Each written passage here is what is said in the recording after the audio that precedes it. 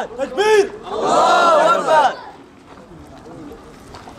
Tekbir! Allahu Ekber! Tekbir! Allahu Ekber! Tekbir! Allahu Ekber! Allahu Ekber! Muhammed Ekber! Allahu Ekber! Muhammed Ekber! Allahu Ekber!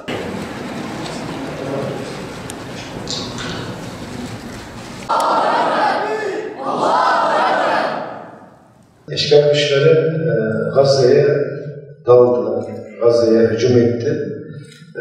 360 kilometre karelik bir alanda işte İngiltere uçaklarıyla, Amerikan casus uçaklarıyla ve kendi uçaklarıyla fakat oradan bir türlü çıkamadılar. Yani başka bir gezegene geçiş yapamadılar. Orada baktılar, orada kaldılar. لذلك نحن نعتبر أن هذه الجولة انتهت بالفشل لهذا المحتل ولكل داعمين وشعبنا حافظ على صموده والمقاومة حافظت على بسنته. Bütün bunlar bize gösteriyor ki işgal güçleri bu hususta yenilgiyi tattı ve Gazze halkı ise kararlılığı üzerinde durdu ve kararlılığından asla ödün ve taviz vermedi. اليوم أمام جولة تم إبرام اتفاق بعد أيام قليلة. هذه الجولة تنتهي بتوقيع الاتفاق. اتفاق مضمونه وقف الحرب وتبادل الأسرى ودخول المساعدة. Bugün malumunuz bir anlaşma, bir sözleşme süreci var, o yaşanıyor. İşte bu sözleşmenin ana maddelerinden bir tanesi ateşkesin sağlanması, yani savaşın durması, esirlerin teslim edilmesi, artı yardımların engelsiz bir şekilde Gazze'ye girişinin sağlanmasıdır.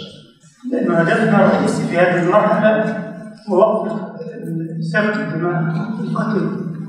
إن شاء الله هذا الاتفاق يستمر. Bizim bu ittifaktan ya da bu anlaşmadan asıl beklediğimiz bir an önce bu savaşın, bu hücumların, saldırıların durması ve yardımların girişidir. ويفترض في مراحل ثانية من المفاوضات على وشك أن تبدأ.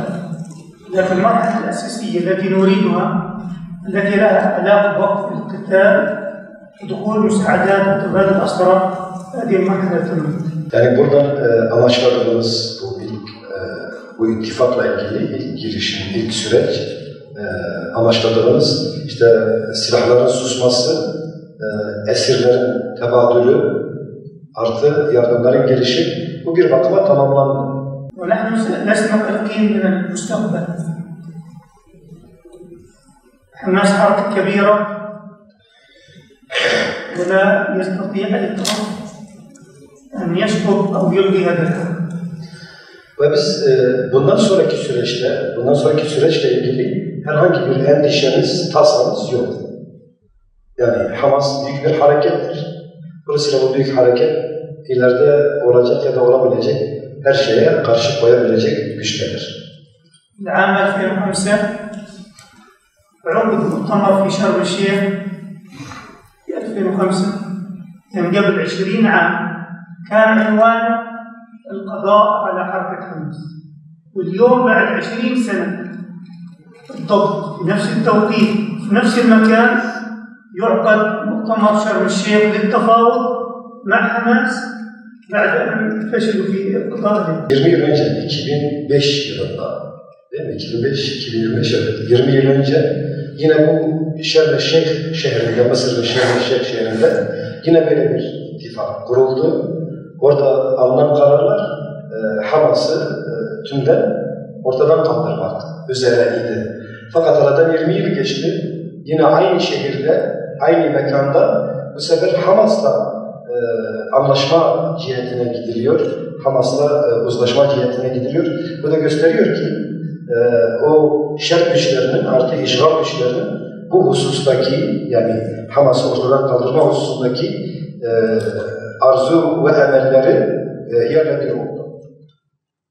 هم يقولون جميعا نحن نريد القضاء على حماس، وهم يناقضون أنفسهم، لأنهم في اللحظة التي يقولون نريد القضاء على حماس هم يتفاوضون معه. Tabii onlar işgal güçleri ve onlara destek veren şer güçler, onların amaçları, hedefleri Hamas'ı tümden yok etmek, ortadan kaldırmak. Fakat geldiğimiz süreçte bu sefer Hamas'la oturup uzlaşıya, anlaşmaya varmaları, bu da onların Hamas'ı bir güç olarak kabul ettiklerini itirafıdır. لاحظوا لما حركة حماس أصدرت بيانها أنها توافق على المرحلة الأولى من خطة ترامب. ما الذي فعله؟ ترامب نفسه أخذ بيان حماس لمنظمة إرهابية تصنيف الأمريكي، أخذ بيان حماس الإرهابية الأمريكية وضع على صفحته على تويتر. Trump'ın kendisi bile bu anlaşmada Hamas'ı terör olarak kabul ettiği halde diyor Hamas'ın bu uzlaşıyla ilgili, anlaşmayla ilgili Hamas'ın beyanını aldı ve Twitter'da kendi hesabında bunu paylaştı, yayınladı. Bu da gösteriyor ki Trump her ne kadar Hamas'ı terör olarak görse de şu an onu bir güç olarak kabul ediyor. القادة الأوروبيين كل تصريحاتهم بعد توقيع الاتفاق بشرم الشيخ كلهم قال نرحب بالاتفاق بين حماس وإسرائيل بالمسير إسرائيل، وإذا هم يعترفون بذلك. Yine Avrupa liderlerinin hepsi bu Şerm el Şeyh şehrinde olan ittifakla ilgili Hamas ile İsrail arasındaki anlaşmayı kabul ettiklerini beyan ettiler. Bu da gösteriyor ki onlar da yine Hamas'ın varlığını kabul ediyorlar. لكن اليوم ليس كالأمس، والمرحلة التي يحلمون فيها القضاء على حماس قد انتهت. Bugün kardeşlerimiz, yani bu hareketin mensubu olan kardeşlerimiz dün gibi değiller. Yani şu an bir merhale daha öndedirler. Dolayısıyla onların Hamas'la ilgili arzuladıkları şey mümkün değil ve daha bunu başaramayacaklar. Yani onları yok etmek ya da ortadan kaldırma hususunda böyle bir emelleri varsa bile bu emellerinde başarılı olamayacaklar. صحيح المعركة لم تنتهي بين حماس ويسمى إسرائيل، لكن المهم أننا لسنا حركة ضعيفة بل حركة قوية وقادرة على الاستمرار بإذن الله.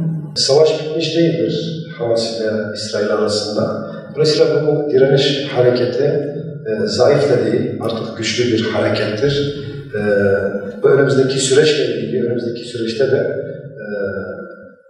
yani umutsuz değiliz. Karşı koyma kabiliğinden umutsuz değiliz.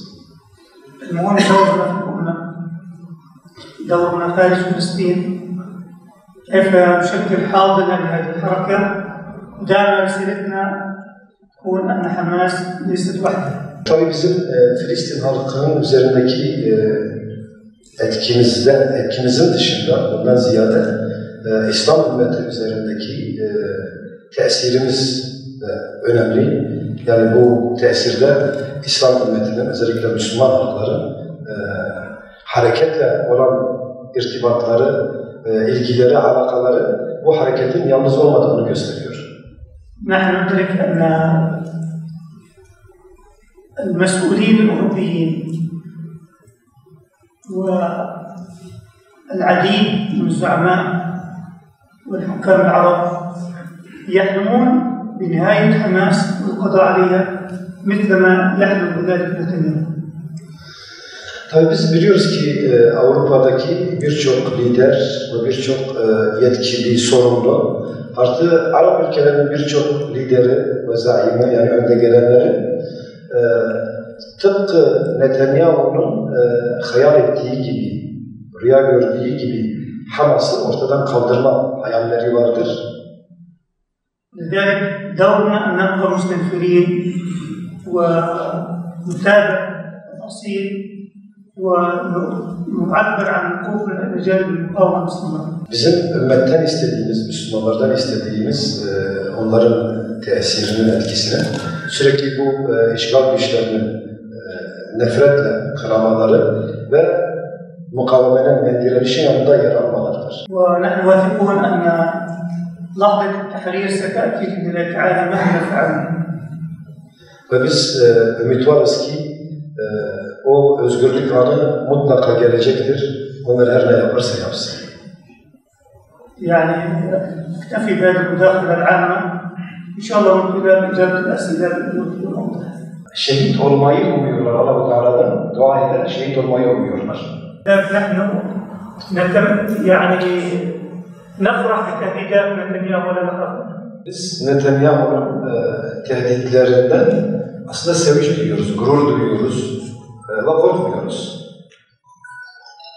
يعني هم يقدمون لنا الهدايا ولا يعرفوا ذلك. Çünkü onlar bize hediyeyi takdim ediyorlar, şehadet hediyesini. Fakat onlar bunu bilmiyorlar. ما في تسليم سلاح أصلاً يعني بغض النظر ما الذي ورد في هذا الاتفاق الناس لا تسلم سلاحها. Yani her ne kadar bu konuşuluyorsa da Hamas asla silahını indirmedi ve teslim etmeyecektir. هذا الصراع الشريع صراع بين فريق يتبنى الاعتراف بالاحتلال وفريق يؤمن بالمقاومة والقتال. هذا هو جواب الناس Yani bu iki fırka arasında, işte Abbas fırkasıyla Hamas fırkası arasında biri diyor düşmana itimat ediyor, güveniyor. Diğeri ise mukavemete, direnişe güveniyor. Aradaki fark bu. في مجموعات موجودة في غزة هذه مرتبطة بالاحتلال أكثر وهدفها نشر الفوضى والحركة هم يعتقدون أن الحركة ضعفت بعد هذه الحرب ولذلك الاحتلال يشجعهم على نشر الفوضى لكن هم واهمون ويوم أمس أول أمس تم تصفية أهداف المجموعة. Tabii Gazze şeridinde de bu sözünü ettiğiniz çeteler ya da oluşumlar vardır. Bu oluşumların diyor Siyonist yönetimle irtibatları vardır. Onlarla çalışıyorlar. Onların namına çalışıyorlar. Onlar zannediyorlar ki hareket zayıfladı. Fakat bu ateşkesten sonra ki bu 2 gün içerisinde o çetelere yönelik biliyorsunuz Hamas'ın yaptığı bazı operasyonlar var. O bazıları infaz ettiler. İnşallah ortadan kaldırılacak. يعني الدولة التركية قدمت شيئا جيدا للحركة والشعب في غزة على صعيد المساعدة الإغاثية من الدولة كدولة. هذا ليس أمرا سهلا في ظل رفض إدخال المساعدات الرسمية من تركيا للدولة. لكن تركيا تستضيف عدد كبير من قيادات حماس وتركيا هي الدولة تقريبا الوحيدة التي تدافع عن مواقف حماس السياسية وتركيا هي الدولة الوحيدة التي تعلن أن حماس حركة تحرر وطني وأنها ليست إرهاب. Türkiye'nin tabii diyor bizim açımızdan Hamas ya da Gazze karşısında büyük bir öneme sahiptir. Her ne kadar yardımlar konusunda yardımların Gazze'ye girişi işte İsrail'in kontrolü altında olduğu için yine de aralarında yardım gönderen ülkelerden bir tanesi bu. Fakat daha en önemli olan bir konumu ise bu hususta sanki Türkiye tek kalıyor. Bizi destekle, siyasi açıdan destekleme yönünden tek kalıyor Türkiye. En azından Hamas'ın bir terör örgütü değil de vatanlarını savunan özgürlük savaşçıları olarak görüyor onları ve siyasi olarak Hamas'ın yanında yer aldığını ilan ediyor. تركيا تعطي المساحة المفتوحة أو الفرصة لكل أبناء تركيا الشعبي ليفعلوا عبر عن التضامن بالمال بالمظاهرات لا أحد يمنع هذا الموضوع. Bir diğer hususta Türkiye, diğer ülkelere nispetle, diğer İslam ülkelerine nispetle işte halkının gerek yardım toplama, yardım gönderme, işte muzaharalar, mitingler düzenleme, basın açıklamaları düzenleme, bu hususta herhangi bir sıkıntı ve engelleme getirmiyor halkına. Bu da ayrı bir konu. ربما نريد أفضل من ذلك لكن أريد أن أفشي أنه في بعض الدول يعتقل الشخص مجرد أنه يدعو لغزو، مجرد الدعاء يتم اعتقاله. أنتم في تركيا في ذلك. Tabii bir ülkenin dışındaki bir ülkede birisi sadece dua ettiği için, Filistinlere dua ettiği için yani gözaltına alınıyor, soruşturma geçiriyor, tutuklanıyor. En azından siz Türkiye'de bu hususta bir rahatlık içerisindesiniz.